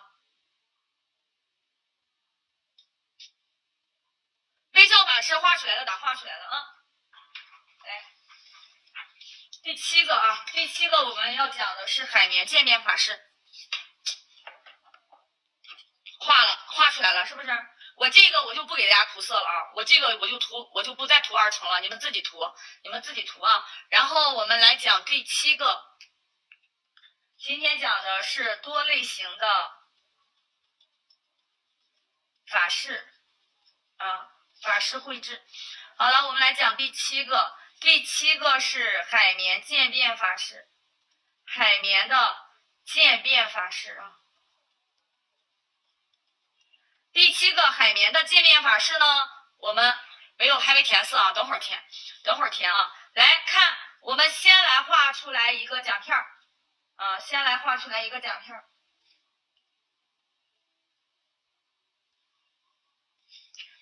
一个啊。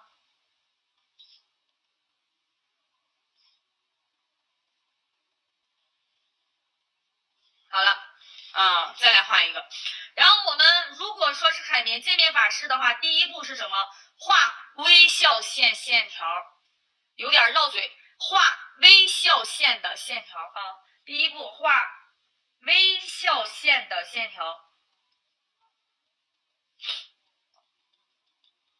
然后这个线条呢要适当加粗一下它啊，适当加粗。好了，比如说我们这个地方给它画了一个微笑线条了，对吧？然后我加粗一点点，我给它这样子的。好，然后我这个也给它画一个啊微笑线的线条，然后我这个也画一个微笑线的线条。你们快夸夸我的手稳不稳啊？来看啊，来，这个是向上渐变啊，这个叫做向上的渐变，就是向后缘去做渐变啊。这个呢是向下渐变，然后这个呢是向指尖做渐变，这个区分出来的打区分啊，能听得懂这俩的打能啊，指尖的渐变。好，来看，如果说我们是由后缘向上做渐变的话，能听懂是吧？我拿个彩笔啊，我们是由这个位置啊，我们是向上做的话，那么我们要从这根线条上开始进行拍，明白吗？保留下边缘线啊，然后我们往上去拍它，这是第一层，就跟你们学的那个渐变是一样的，但是这个不要碰触什么，不要碰触下边缘线。然后这边拍上去了以后，我们进行颜色的过渡，看一下啊，你们平常做渐变的时候，是不是从这个位置向上做的过渡呢？还是只是从它的边缘向上做的过渡呢？应该是从哪儿？应该是从边缘下方一半的位置向上做的过渡。听懂的打懂，这个看明白的打明白，这是第一种情况。海绵渐变保留的是哪儿？保留的是下边缘线的这个线条，这根线条一定要整齐，要干净啊！这根线条，明白了。好，那么我们向下渐变就是反着来的，对吧？我们先由这儿保留上面那个线条，我们向下做，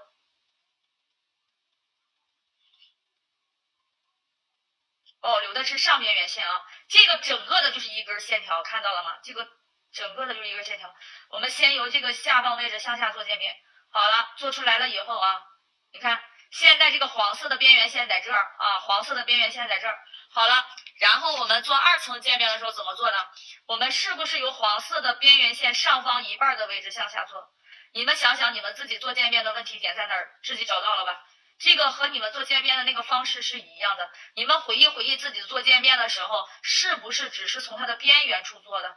是的话就改掉它，再试一个啊，再试一个。OK， 你看这个就是由下向上，这个地方是空白，然后指尖有渐变的感觉。然后接下来呢，明白的打明白，这个没有办法讲，只能操作，能理解吧？所以这个讲解的是重点，所以这些明白的打明白。第二步再用海绵去拍，再由海绵把线条拍开，把线条拍开啊，拍开我刚才讲了怎么拍，对吧？第三步描边儿，描边儿。为什么要描边儿？描边儿调整边缘的整齐度啊。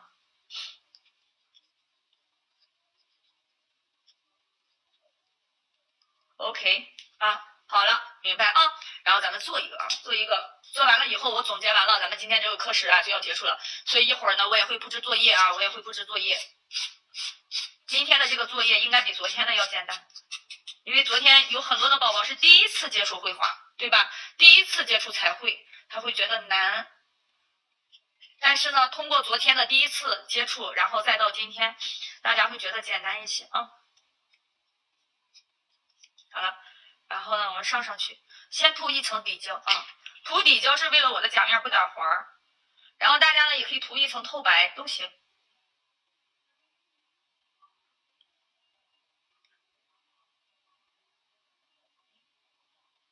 稍等。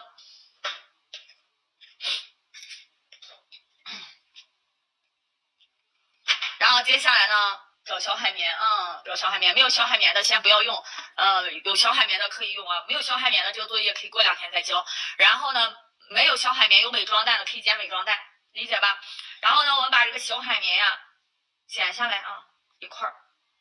剪下来一块了以后呢，我们再把这一块给它剪成2块。太大的话就再剪一块，没有关系啊，不用太大。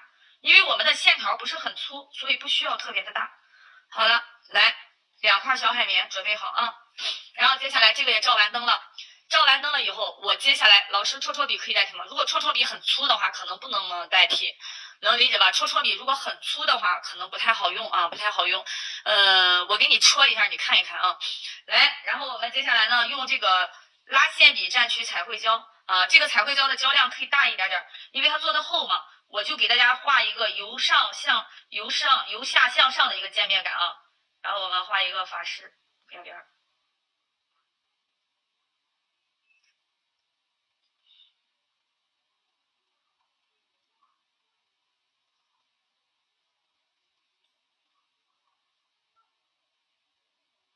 然后这个法式边我们要注重的是什么？下边缘线的整齐度，所以下边缘线我们给它圆润好看一些。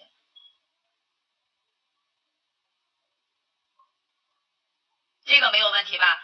你的法式微笑绘画了的话，这个感觉就好简单了，是不是？好了，画完了以后，接下来我们可以适当的加粗内侧，因为内侧无所谓怎样，所以说我们适当的把内侧的线条给它加粗一下。我们要保证的是外侧线条的整齐度，下方线条的整齐度。你看这一个线条它就分为2个边是吧？一个上边缘，一个下边缘啊。我们把这个地方给它加粗，这个地方加粗啊。你看我为什么不建议用戳笔啊？戳笔的这个毛尖啊，它有的很厚，所以说你看戳笔啊，你慢一点的话，你试试啊，就是它这个尖会很厚，可以用戳笔去代替吗？不可以，是因为你看它能戳出来毛边边，能看得出来吧？前缘有毛边边啊，我教你们改个错啊。如果说我们有毛边边了怎么办？我们拿一个就是圆头光疗笔、雏菊笔或者小毛笔都行，略微的蘸一点清洁水，把它这个毛边给它擦掉它。所以说戳笔不好用啊，这个地方能用戳笔我就说了。来，接下来我们用小海绵，小海绵在用的时候呢，我们用镊子去捏住小海绵啊，去捏住它。你看我们这样子团一团，然后再去捏，你看捏的就一点点，看到了吧？然后接下来呢，我们就用小海绵去拍它。你看小海绵拍出来的质地呢，也比较的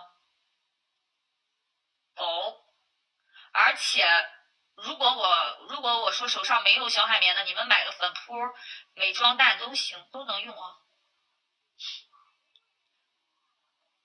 能看得出来这种雾蒙蒙的感觉吧？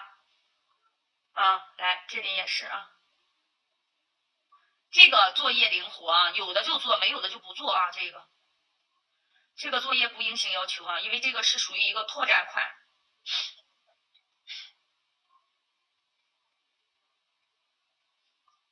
然后我们就把这个地方啊拍啊，不要碰触边缘线。所以说边缘线的那个位置可以慢一点，其他的地方就快一点拍就行了。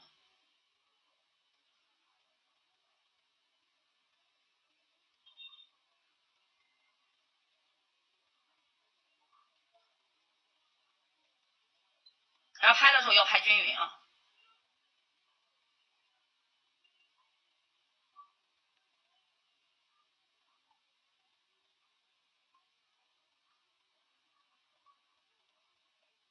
尽量的给它把第一层的色给它拍匀了啊，拍的大一点。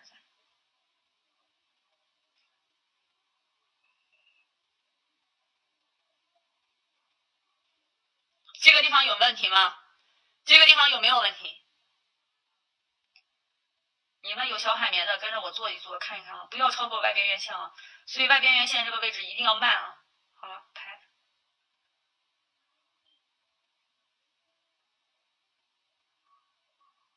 好了，拍完了以后不是还有一块吗？还有一块怎么办啊？如果说你没有那么多，你可以把这个翻过来，再用这一边，理解吧？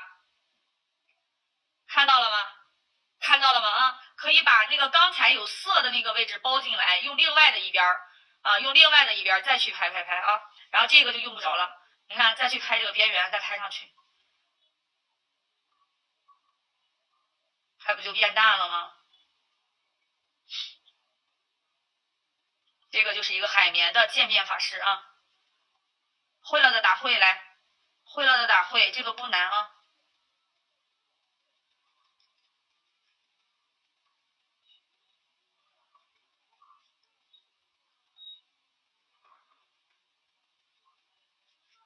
你看，会了啊，拍的形状也是微笑形状嘛，这个你随意，你只要让它由深到浅的一个渐变感就行了。这个会了是吧？这个做那个蕾丝的款式啊，渐变蕾丝款在这个款式教程里面有，是做了一个紫色的啊，是做了一个紫色的。好了，稍等请，这个会了哈。然后我们今天要讲解的款式就讲解完成了，接下来我来给大家去总结一下我们要学习这个要做这个法式的一些注意点啊，注意事项，在这儿我给大家画出来啊，注意事项，这是第二个板块了啊。都会了的宝宝打会了，然后等会儿呢作业我布置下来，然后再练习啊。我们来讲讲注意。首先第一个我要讲的是关于涂色的问题。在涂色的时候，我为什么讲了一个这样子的窍门啊？是因为我们涂上第一层彩绘胶的时候，先彩绘胶，那么这个彩绘胶起到的作用是一个阻挡色胶流动性的作用，听懂了吗？阻挡我们的甲胶、甲油胶的流平性，然后它会让我们的颜色呢更饱和，会让我们做出来的会让我们的颜色更饱和，然后会呢让我们的这个颜色的厚度呢会薄一些。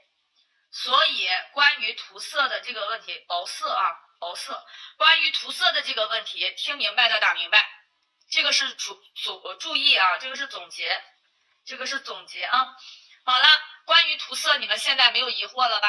为什么露露老师刚才那么涂色？是利用了彩绘胶阻挡了甲油胶的一个流平性，让它的颜色呢能达到更饱和，让它的这个质地呢会变得更薄一些。然后接下来我来说一说，我们再去选择的时候啊，我们的法式适合什么样的甲型？这个很关键啊，法式适合什么样的甲型？如果说我们的这个平法式、微法式，我刚才那个这个的啊，如果说是这种平法式有斜象线或直象线的这个法式，看听，宝宝啊，认真听。如果是有直线、斜象限、直线的这个法式，它不适合圆润的指尖。听明白的打明白啊。有线条感的法式边啊，有线条感，比如说直线或斜线啊，直线或斜线，它不适合圆润的甲型。圆润的甲型，它适合什么甲型呀？就是适合梯或者是方或者是方圆。听懂的打懂，听懂的打懂，因为有线条感，它相对来说没有那么温柔，理解了吧？啊，然后那我们的比如说微笑啊，这里呢就是我得给大家写哈，梯法式，然后微法式或者是平法式，适合方形、梯形、方圆形，这个我给大家写的很明白了啊，适合这些。但是如果是这种微笑法式，微笑、反微笑，这种有圆润线条的啊，圆润线条的法式呢，就适合我们的圆形甲。这个大家在做的时候，你只要觉得丑，那它就是不是合适的，理解吧？啊，只要大家做出来觉得丑，它就不适合，不合适。所以这个大家听懂的扣2啊，这个很关键。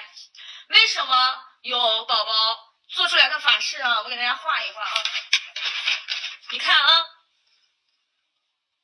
对吧？指尖是这样的，他画一个微法式，你们觉得这样好看啊？是不是丑？对吧？但是你如果说他这个给他画一个微笑法式，它就好看，这个就是协调性，理解的打理解啊。好了，接下来第3个我要说的点，第3个我要说的重点，法式讲究的是边缘线的整齐度和色彩的饱和度。法式讲究的是什么？边缘的整齐度必须要注意。你画的有毛刺儿，这个作业连交也不要交啊！如果你画的法式你感觉有毛刺儿，这个作业你交也不要交，你再用彩绘胶去把那个边给我勾得干干净净、整整齐齐的再交。因为我今天强调了，它的边缘的整齐度是重点。你哪怕真的就是画的偏斜点都没有问题，但是边缘一定要画整齐，听懂？然后第2个是颜色的饱和度，这2个是重点。我们把法式画好，这2个是重点，就是追求了这2点。听懂的打懂啊，听懂的打懂。我们法式讲究的是边缘线的整齐度和颜色的饱和度。颜色不饱和的宝宝，我还能情有可原一点点，但是这个边缘的整齐度，我强调再强调，你一定要画好它啊。今天咱学的所有的法式的类型，不就是画的边缘吗？你们总结想一想，思考，咱们今天讲的所有的法式，我们画的是不是就是边缘？然后接下来布置作业啊，所有的法式款式做一个。你看啊，刚才我们讲了一共是7个，对吧？海绵界面啊，不算的话，海绵界面自由选择。第1个不规则法式，第2平法式、微法式、梯法式、微笑法式、反微笑法式啊。我们这6个法式，每一个做一个啊。6款法式的甲片做一个，没问题吧？这个就是今天的作业。6款法式啊，不规则的那个法式，你愿意咋不规则都行，你愿意给它画斜的也行，愿意画爱心也行，愿意画微笑线 S 线的那种感觉也行，只要是一个不规则的法式都可以。这是第1个啊。第2个平法式，第3个微笑法式，第4个反微笑法式，第5个梯法式，第6个微法式，就这6个，就6个甲片，好吧？然后这个就是今天的作业。作业呢做完了以后，老师方形甲适合，梯形甲适合，微笑适合，方形甲适合，你知道吧？微笑法式是适合所有的甲型的，就是高位的微笑法式啊，高位的微笑法式是适合所有甲型的，就是这个边缘你画的好看不好看而已，听明白了吗？为什么大家通常都会选这个呢？它适合梯，它也适合方，它也适合圆，它也适合尖，它是适合所有的甲型的。但是我为什么在这里要强调这一个点？是因为这一个点，如果我不强调的话，就会出现刚才我说的那个情况，就会选择一个椭圆形的甲片儿。